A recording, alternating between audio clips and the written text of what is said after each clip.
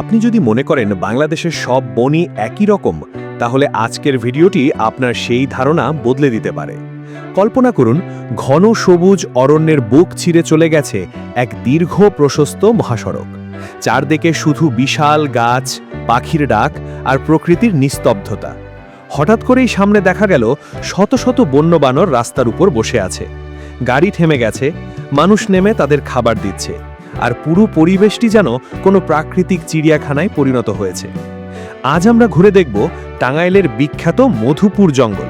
শেষ পর্যন্ত আমাদের সঙ্গে থাকুন, কারণ এই ভ্রমণের সবচেয়ে আকর্ষণীয় দৃশ্যটি রয়েছে একেবারে শেষের দিকে। আসসালামু আলাইকুম।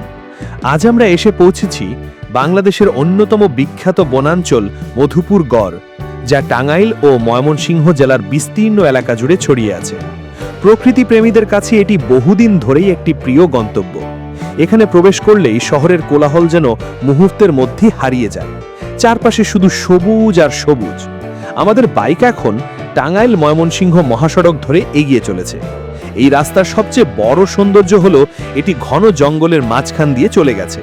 রাস্তার দুই পাশে মাথা উঁচু করে দাঁড়িয়ে আছে অসংখ্য বিশাল গাছ। কোথাও শাল গাছ, কোথাও বজারি, কোথাও আবার নানা প্রজাতির দেশীয় বৃক্ষ।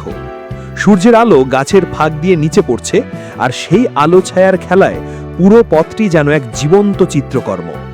গাড়ি চালাতে চালাতে অনুভব করা যায় বাতাসও এখানে আলাদা। শহরের ধুলো আর ধোঁয়ার পরিবর্তে এখানে বাতাসে মিশে আছে বনভূমির স্নিগ্ধতা। মাঝে মাঝে পাখির ডাক কানে ভেসে আসে। দূরে কোথাও ঝোপের ভেতর পাতার শব্দ। মনে হয় বন যেন নিজের ভাষায় গল্প বলছে। এই মহাসড়কটি বেশ প্রশস্ত এবং অনেকাংশেই যানজট মুক্ত, তাই বিভিন্ন ধরনের যানবাহন বেশ দ্রুত গতিতে চলাচল করছে। দূরপাল্লার বাস, ট্রাক, প্রাইভেট কার, মোটরসাইকেল সবাই নিজের গন্তব্যের দিকে ছুটে চলেছে। তবে আশ্চর্যের বিষয়, এত দ্রুতগতির সড়ক হয়েও চারপাশের সবুজ পরিবেশে কোনো অস্বস্তি লাগে না।